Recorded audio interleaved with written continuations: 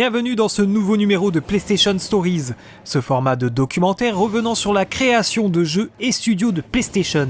Celui-ci sera consacré à une des licences les plus fortes de PlayStation, j'ai nommé God of War. Si vous aimez les PlayStation Stories, n'hésitez pas à partager la vidéo, de la liker, de vous abonner à la chaîne pour ne pas manquer les suivantes.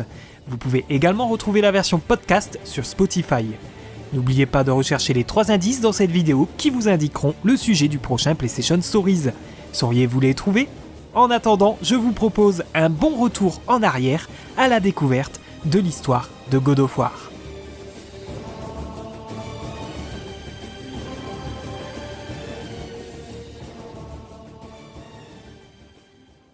Le studio californien Santa Monica débutera le développement d'un jeu de type Beat'em All en 2002, ayant pour nom de code Dark Odyssey. Jusqu'ici, Santa Monica a travaillé uniquement sur des jeux de course. Leur premier jeu développé et sorti en 2001 était Kinetica, et le studio avait servi de renfort pour aider sur le développement de plusieurs jeux tirés de la licence Twisted Metal. Après tout, le directeur créatif de ce nouveau jeu, David Jaffe, est aussi le créateur de Twisted Metal. Le concept de Dark Odyssey vient de David Jaffe.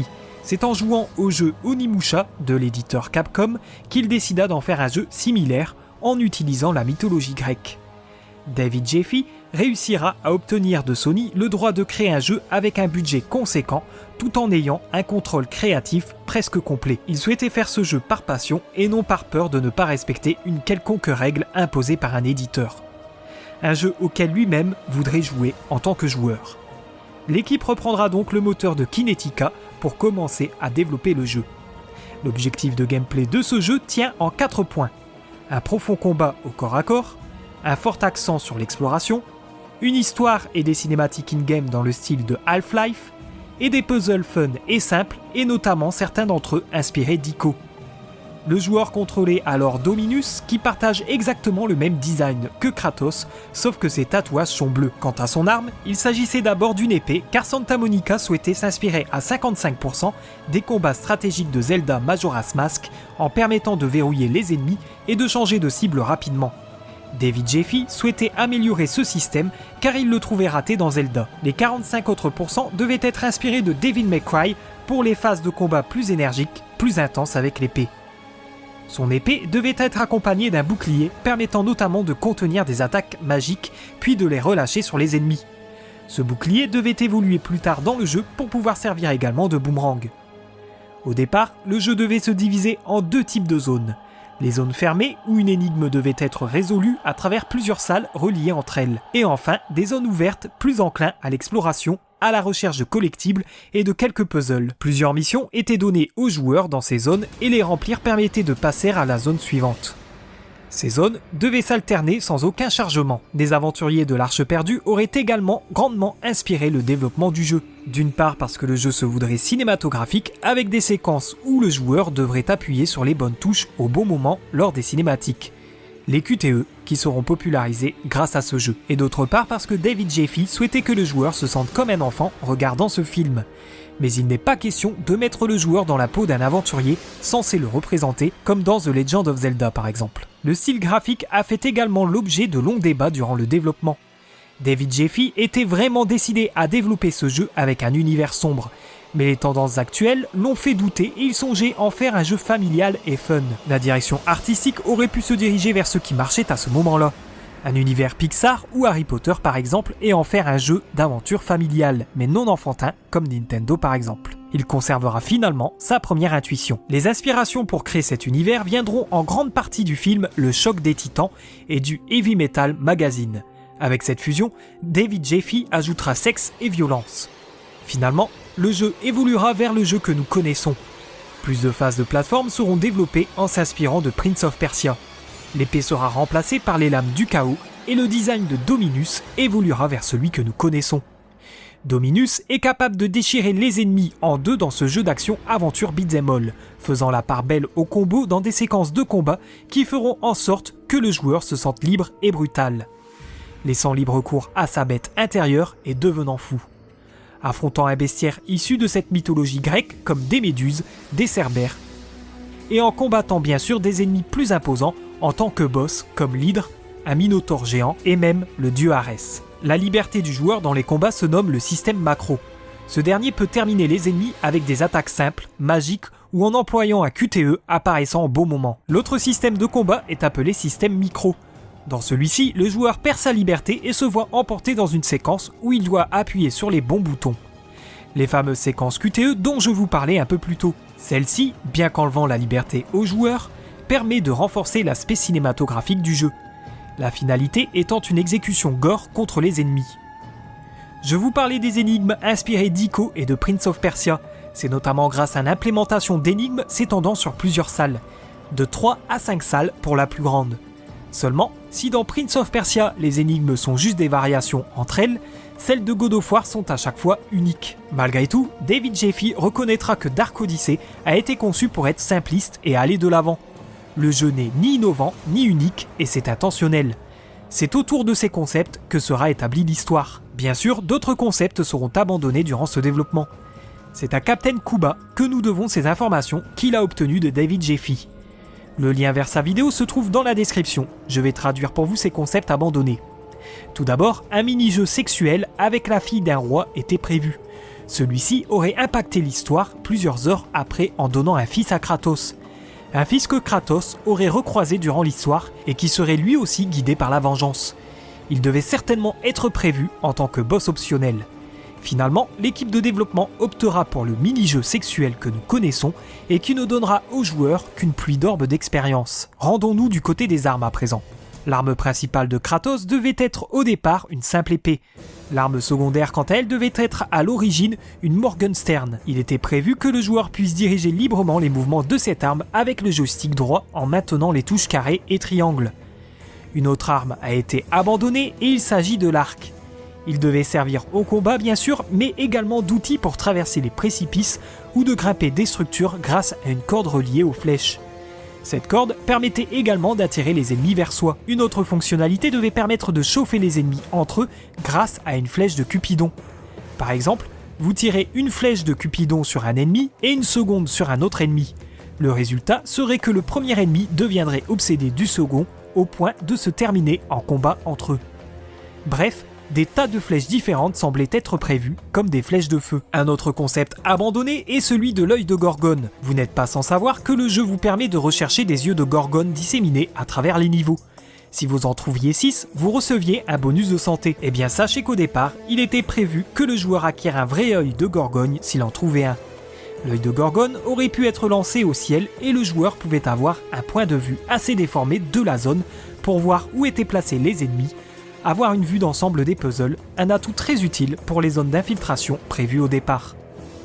Pour finir, un mode rage plus élaboré devait apparaître dans ce jeu, avec les armes abandonnées dont je vous ai parlé un peu plus tôt. Effectivement, chaque arme possédait sa propre jauge de rage. Une fois remplie, cette rage permettait de tuer plus facilement vos ennemis, avec notamment des boules de lumière que pouvait lancer votre épée, par exemple, et une autre capacité aurait permis à Kratos de reprendre de la vie en se plantant l'épée enragée dans l'estomac. Seulement, la division marketing de Sony ne sera pas très emballée par le titre du projet, pensant le nom trop intrigant et que les joueurs ne le comprendraient pas. Pourtant, Santa Monica adorait ce nom et l'équipe sera majoritairement déçue du nouveau nom attribué au jeu, God of War. Plus tard, ils ont fini par l'aimer et ont considéré que c'était une bonne décision. Le nom de Dominus sera également changé à cause de la division marketing. Des centaines de noms seront proposés, mais seulement 5 noms seront retenus parmi Stig en l'honneur du directeur artistique de God of War, Stig Asmussen. L'autre nom en lice est Kratos, et bien sûr, c'est Kratos qui l'emportera. Contrairement aux apparences, ce nom ne fut pas choisi en référence au véritable dieu mythologique grec apparaissant dans la tragédie Prometheus Bound. La tragédie écrite entre 479 et 424 avant Jésus-Christ par Échille. Non, c'est surtout par la signification grecque du nom Kratos qui veut dire force. Le vrai dieu grec Kratos est également une personnification de la force, ce que les développeurs apprendront seulement lors de la conception de God of War 3 et déclareront qu'il s'agirait d'une heureuse coïncidence. Les similitudes hasardeuses ne s'arrêteront pas là. En effet, les deux Kratos sont des pions dans leurs propres histoires et Prométhée est enchaîné par le dieu mythologique Kratos, alors que dans God of War 2, Prométhée est délivré par le Kratos de Santa Monica. Son statut de héros sera inspiré des figures mythologiques grecques comme Persée, Thésée, Achille et plus largement d'Héraclès. personnage qui apparaîtra dans God of War 3 sous son nom romain, Hercule. C'est à Charlie Wen que nous devons le visuel définitif de Kratos. David Jaffe a bien tenté de créer un personnage brutal, mais très loin des héros grecs traditionnels. Beaucoup approuveront sa première idée d'en faire un personnage masqué, beaucoup de concepts seront établis comme un bébé qu'il porte sur son dos et beaucoup d'accessoires et vêtements fluides qui auraient posé beaucoup de problèmes de ressources. Malgré tout, ce héros sera très vite redessiné par Charlie Wen, directeur du développement visuel. Tout d'abord, le fameux visuel de Dominus sera dessiné en s'inspirant de films abordant le même thème et de la culture pop, mais le bleu le rendait trop similaire au barbare de Diablo 2. Il esquissera ensuite le visuel définitif de Kratos sur des serviettes en papier d'un restaurant, ayant oublié son carnet de croquis. L'idée des lames du chaos enchaînées au bras de Kratos sera également son idée, permettant de souligner le caractère animal de Kratos, tout en lui permettant de rester fluide durant les combats. La plus remarquable de ses caractéristiques est son teint cendré, lui valant le surnom de fantôme de Sparte. Il possède une cicatrice à l'œil droit et un tatouage rouge. L'origine de ces derniers traits sera expliquée dans d'autres jeux de la série. Sur les premiers scripts, Kratos devait mesurer 7 pieds, soit 2,13 m. Santa Monica Studio et Inhuman School, université chargée des effets visuels du jeu, agrandiront Kratos au fil de la série. Il mesurera 7 pieds et 8 pouces dans God of War 3. Finalement, il rétrécira dans le God of War de 2018, mesurant 6 pieds et 4 pouces, soit 1,93 m. L'animation du personnage est due à Cory Barlog, animateur principal du jeu. Nous y reviendrons dans un futur PlayStation Stories consacré aux autres jeux de la série.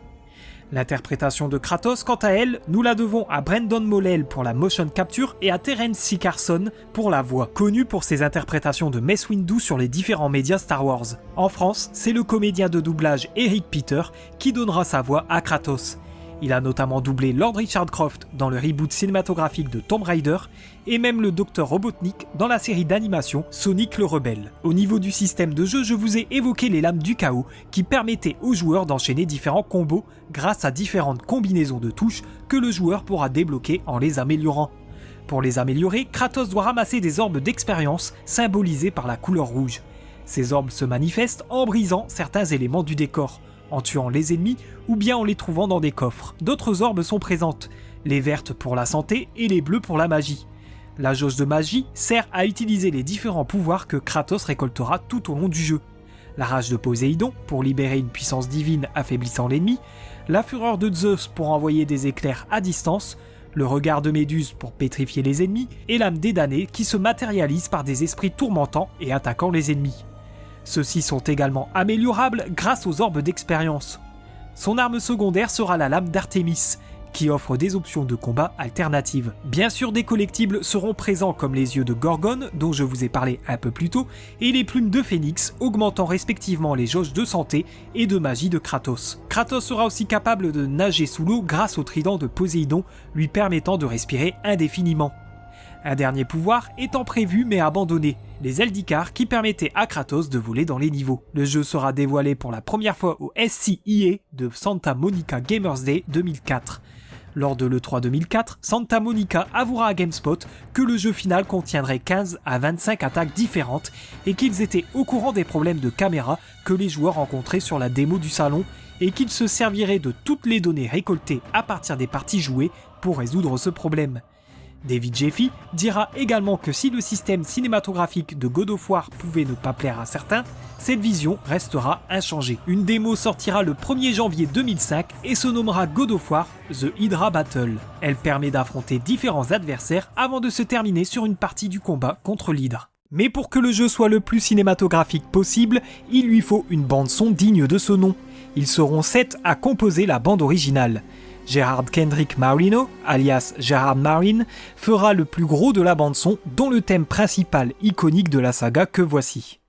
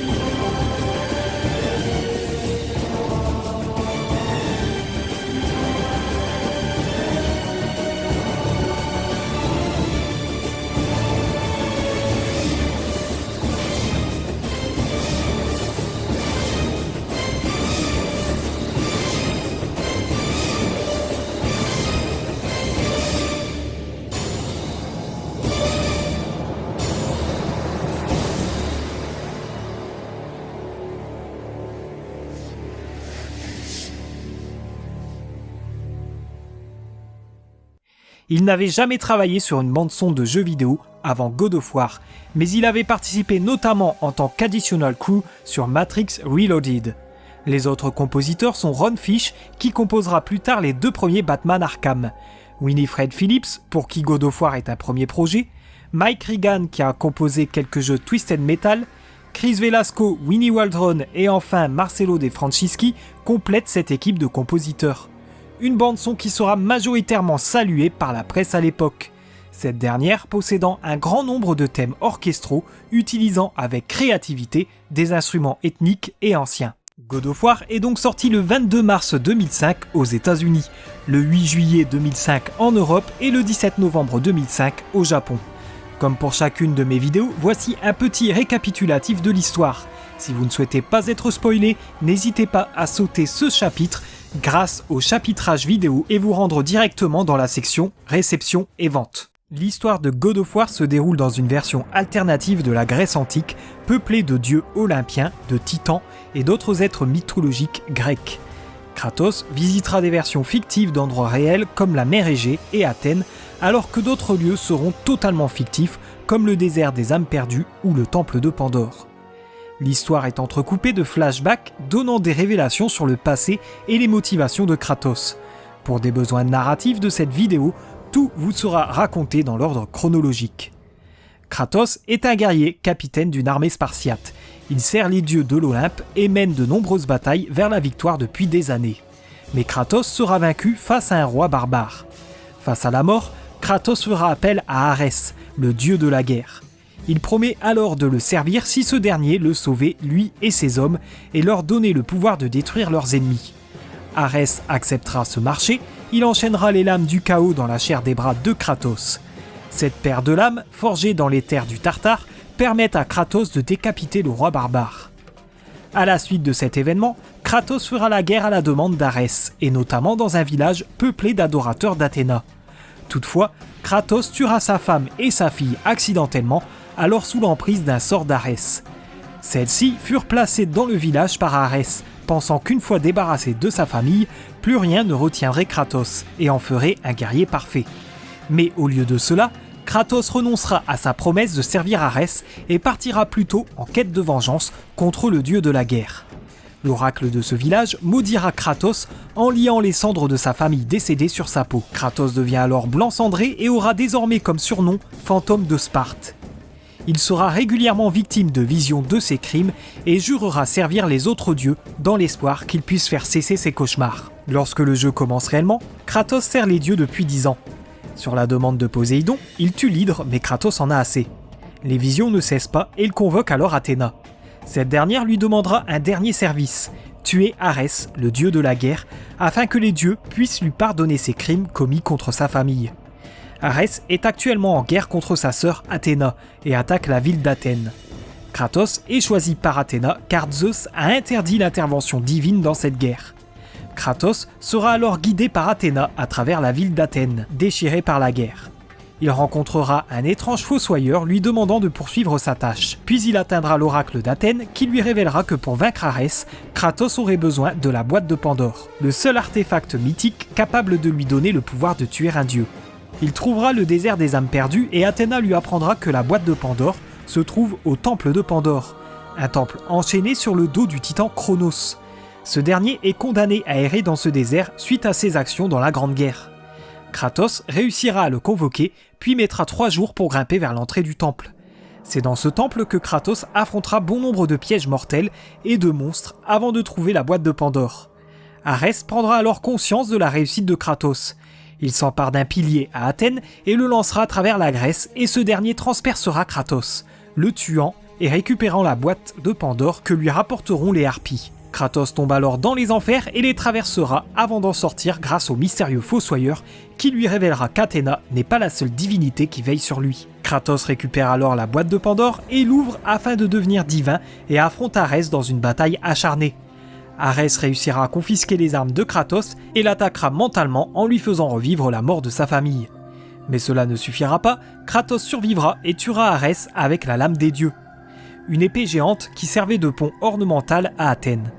Ayant sauvé Athènes, Kratos sera pardonné par les dieux, mais en aucun cas ils ne pourront effacer ses cauchemars. Kratos, se sentant abandonné par les dieux et fatigué par ses visions, tentera de mettre fin à ses jours en se jetant dans la mer Égée. Athéna l'en empêchera et l'emportera vers le mont Olympe et lui donnera le siège et titre de dieu de la guerre, ainsi que de nouvelles lames pour le récompenser de ses services rendus aux dieux. L'histoire se termine sur l'image de Kratos occupant son rôle de dieu de la guerre. Avant de quitter la partie spoil, le jeu est doté de 3 difficultés que le joueur pourra sélectionner. Une fois l'une d'elles terminée, une 4e difficulté s'ajoute, le mode divinité. En terminant ce mode, des secrets sur l'histoire nous sont révélés. Tout d'abord, une vidéo revenant sur l'enfance de Kratos et de son frère qui fut envoyé dans les montagnes, livré à lui-même. Le sort de tous les enfants spartiates faibles. Ce frère est mort et a grandi dans les enfers, prêt à se venger de Kratos à l'avenir. Une autre vidéo revient sur la naissance de Kratos. Son père lui était inconnu et une fois adulte, il demanda à sa mère de lui révéler la vérité. Mais cette dernière est maudite et se transforma en monstre à cause du secret qu'elle s'apprêtait à lui révéler. Kratos la tua et dans un dernier souffle, elle lui révéla que son père n'est nul autre que Zeus. Et Kratos souhaite désormais se venger de ce père l'ayant abandonné. Une dernière vidéo revient sur le temple de Pandore et Chronos. Celui-ci aurait vécu encore 100 ans après les événements de God of War, puis mourut dans le désert. De nos jours, un groupe d'explorateurs s'apprête à entrer dans le temple de Pandore, et ils découvriront de nombreux secrets et mystères. Un nouveau héros est également évoqué à la fin de cette histoire, mais ce n'est jamais arrivé depuis les nombreuses années qu'existe la licence God of War. Les 2 premières vidéos secrètes teasent bien sûr la suite des aventures de Kratos. Le joueur sera également récompensé par un message le félicitant de son exploit de terminer God of War en mode divinité. Enfin, le joueur pourra profiter d'autres bonus comme des making-of, des galeries de personnages et même un échange entre David Jaffe et Kratos qui ne tardera pas à tuer son propre créateur qu'il trouve énervant. Ce bonus apparaît lorsque Kratos détruit les statues du Minotaure et d'Arès dans la salle du trône du dieu de la guerre. Aux États-Unis, ce sont des numéros de téléphone qui vous sont donnés en réalisant ces exploits. En composant le premier, on apprenait ce que devenait Arès après la fin du jeu. Le second numéro est tout simplement l'échange entre David Jaffe et Kratos.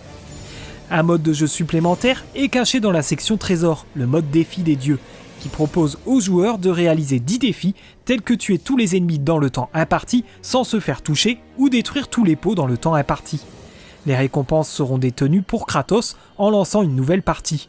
Une tenue de Kratos en chef Etchebest, en plongeur, en vache, en hitman et même en armure d'Arès. Chaque tenue bénéficie d'une spécialité rendant service à Kratos, comme un bouclier, une meilleure santé ou autre. God of War sera acclamé à travers le monde, l'action est bien équilibrée avec quelques phases de puzzle et de plateforme. Il fascinera également par sa violence, en faisant partie des rares jeux de l'époque à proposer une violence aussi exagérée. Son système de combo, simple à prendre en main, généreux mais qui possède tout de même de la technique pour les joueurs à la recherche de challenge. Le système de QTE totalement nouveau à l'époque séduira en permettant aux joueurs d'être impliqués dans les cinématiques. God of War propose également une histoire convaincante qui accroche le joueur et lui donne envie d'aller au bout de sa quête.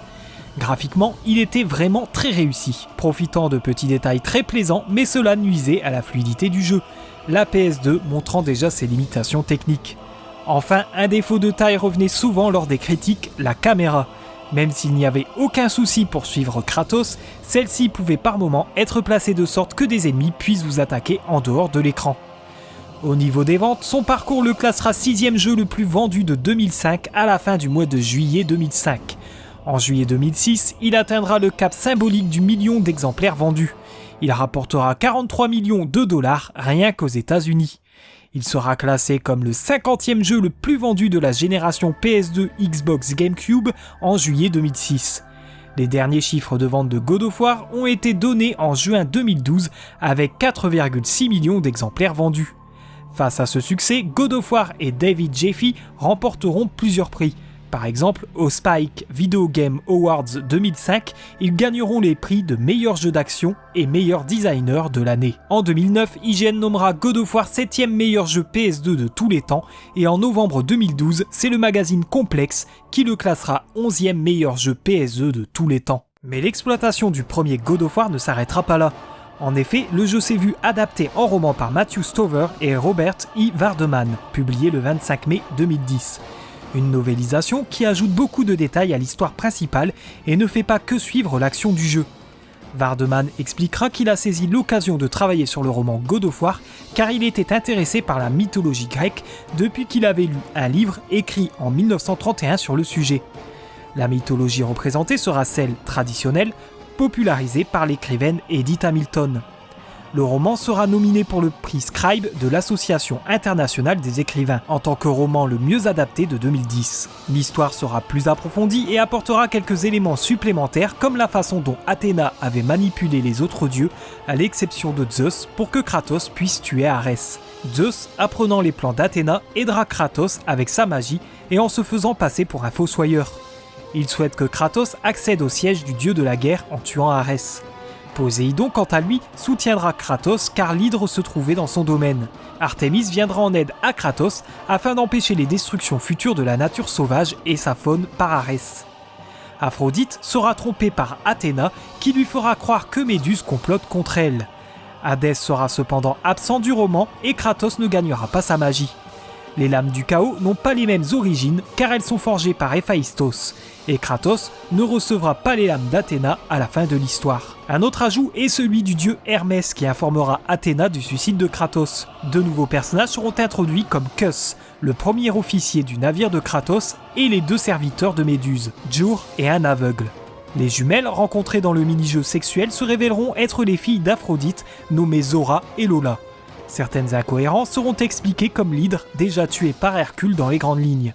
En vérité, ce n'est pas l'hydre issu de la mythologie grecque, c'est une nouvelle hydre née des titans Typhon et Échidna qu'Arès libérera. Le roman ne sera pas le seul projet d'adaptation car dès 2005, il était déjà question d'une adaptation cinématographique pour God of War.